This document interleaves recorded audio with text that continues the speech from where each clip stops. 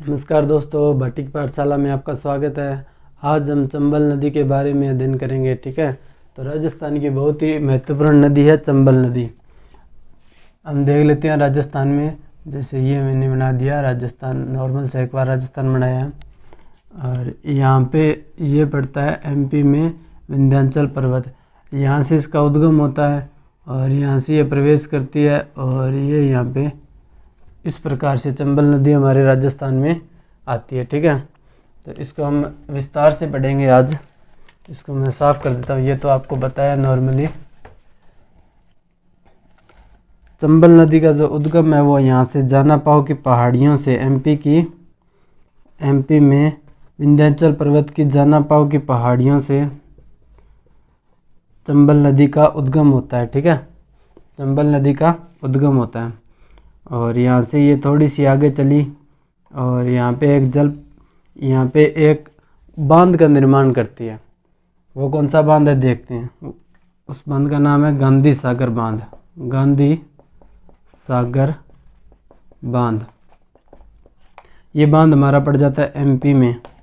ठीक है, और इसके बाद ये नदी यहाँ से थोड़ी सी आगे गई और यहाँ पे एक ज़िला है हमारे राजस्थान का। ये कौन सा ज़िला है? चित्तौड़गढ़ ज़िला।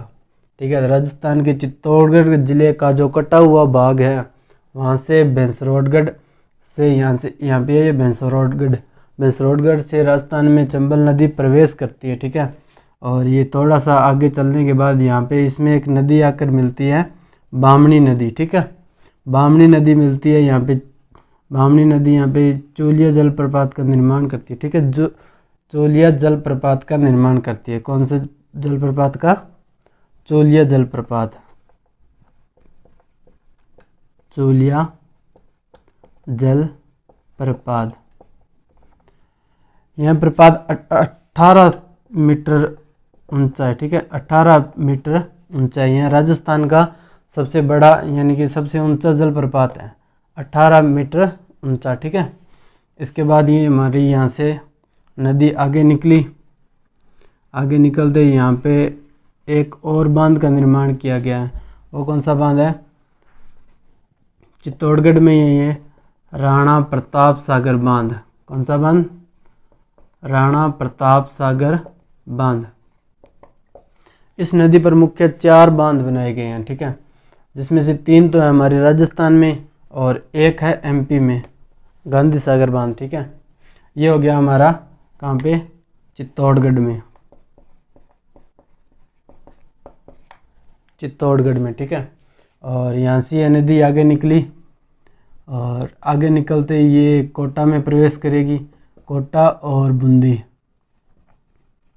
कोटा व बूंदी की सीमा बनाती हुई यहाँ पे एक बांध बनाया गया है। कोटा और बूंदी की सीमा पर, बेसिकली ये कोटा में है लेकिन कोटा और बूंदी की सीमा पर ये नदी बहती है, इसलिए यहाँ पर एक बांध बनाया गया है। कौन सा बांध है वो?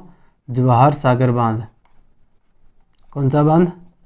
जवाहर सागर बांध। ठीक है, जवाहर सागर बांध। इसके बाद ये यहाँ से फिर आगे निकली। थोड़ा सा आगे जाने के बाद ये नदी यहाँ पे इस नदी पर एक और बांध बनाया गया है। वो बांध कौन सा है? कोटा बैराज बांध। कोटा बैराज बांध। इसके बाद ये नदी आगे चलती है। आगे ये सवाई माधोपुर और उसके बाद ये आगे गई करौली के बाद ये धौलपुर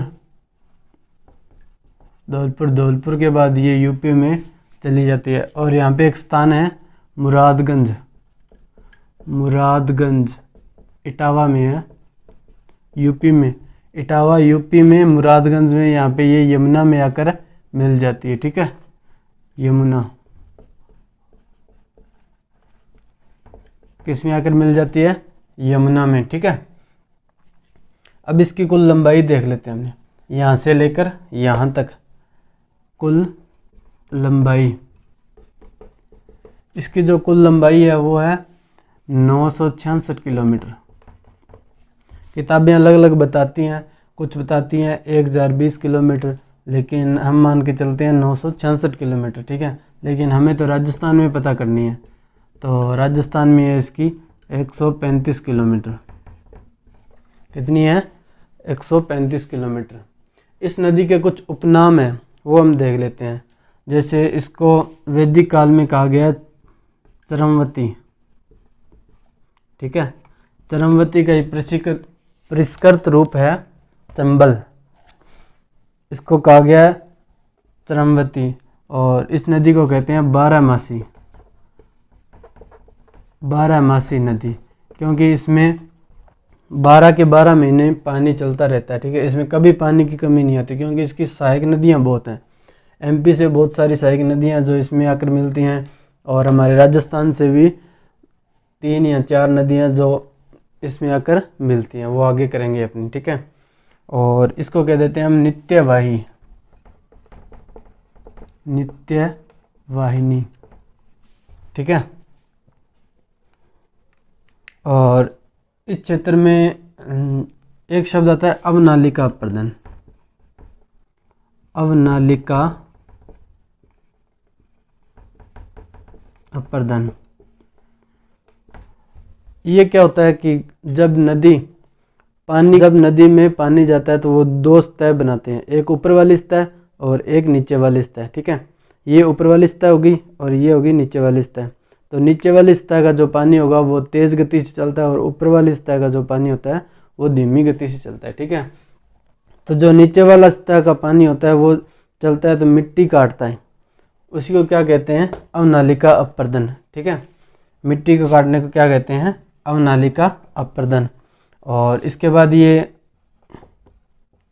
यहाँ पे बीहड़ का निर्माण करती है, ठीक है। बड़े बड़े खड्डों का निर्माण करती है बीहड़, जिसे डाकुओं की शरणस्थली भी कहा जाता है। और सर्वाधिक बीहड़ हमारे सवाई माधोपुर में पाई जाती है। कहाँ पे? सवाई माधोपुर में, ठीक है। सर्वाधिक भीड़ कहाँ पाई जाती है? सवाई माधोपुर में, ठीक है। और किसी करौली को डांग की रानी कहा जाता है, ठीक है। इस नदी पर सिंचाई परियोजना भी चलाई गई है, ठीक है। सिंचाई परियोजना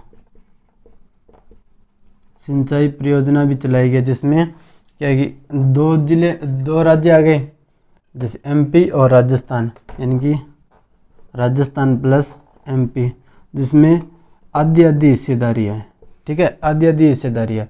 इसको 3 चरणों में बनाया गया था, 3 चरणों में, ठीक है। कितने चरणों में? 3 चरणों में। पहले चरण में गांधी सागर बांध का निर्माण किया गया, और इधर से हमारा कोटा बैराज का, ठीक है।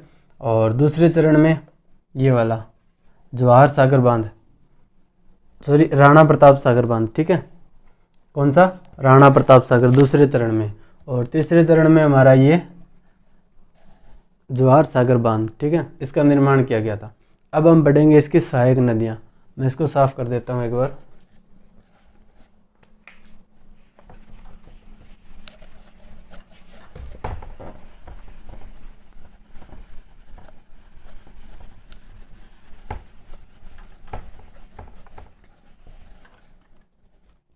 अब हम करेंगे इसकी सहायक नदियाँ, ठीक है।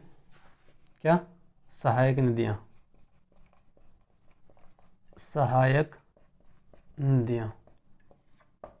ठीक है।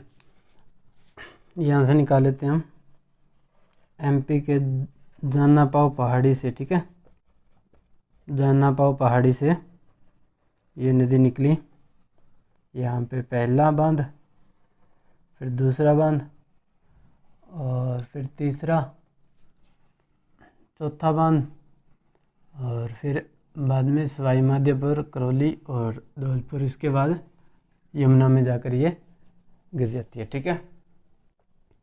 पहली नदी निकालेंगे हम यहाँ से एमपी से, यहाँ से निकालेंगे सिप्रा। कौन सी नदी?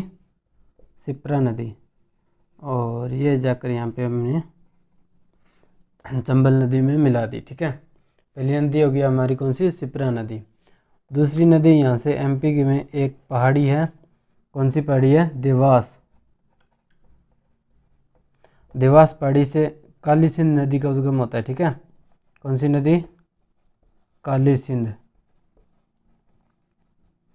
काली सिंध नदी का उद्गम हुआ, और ये यहाँ पे रायगढ़ झालावाड़ में, रायगढ़ झालावाड़ में हमारे राजस्थान में प्रवेश करती है, ठीक है। और ये हमारे आगे जाकर कोटा में एक नानेरा नामक स्थान पर, कौन सा स्थान, नानेरा नामक स्थान पर कोटा में जाकर ये मिल जाती है, ठीक है। और इसकी दो सहायक नदियां हैं, परवन और एक ये आहू नदी यहाँ से निकालेंगे।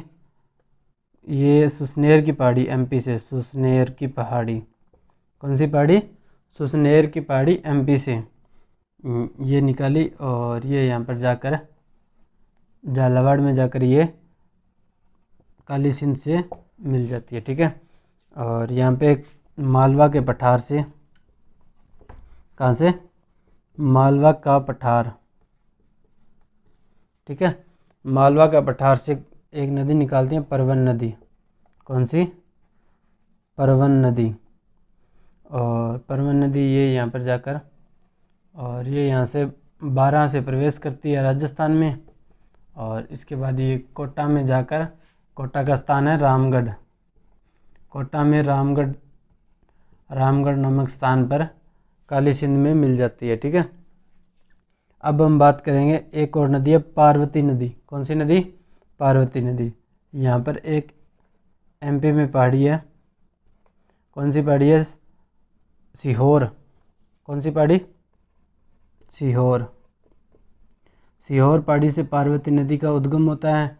और यहाँ पे करियाहट नामक स्थान पर, करियाहट नामक स्थान पर ये है 12 में, ठीक है, 12 में ये हमारे राजस्थान में प्रवेश करती है। और आगे जाकर ये यहाँ सवाई माधोपुर में, कहाँ पर, सवाई माधोपुर में पालिया नामक स्थान पर मिल जाती है चंबल नदी में, ठीक है।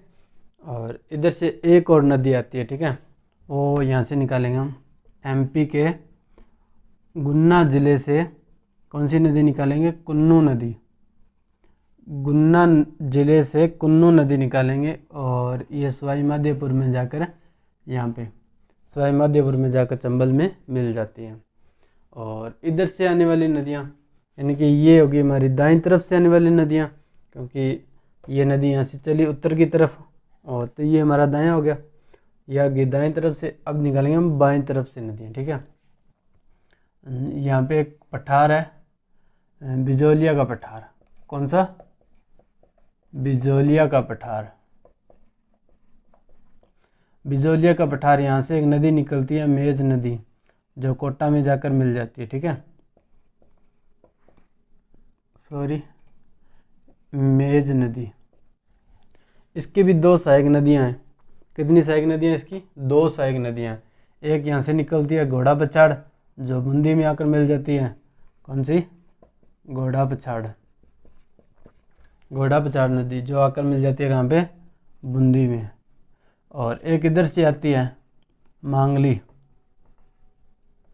वो भी यहाँ पे आकर बूंदी में आकर इसमें मिल जाती है। मांगली नदी पर एक जलप्रपात बनाया गया है, कौन सा जलप्रपात है वो, भीमलात जलप्रपात बनाया गया है, ठीक है। ये होगी हमारी सहायक नदियाँ चंबल नदी की, ठीक है। और इसी के साथ ये हमारी नदी होती है ख़त्म। अगर कोई भी सवाल हो तो कमेंट बॉक्स में लिख कर ज़रूर बताना, अगर कोई भी दिक्कत हो तो, ठीक है। धन्यवाद।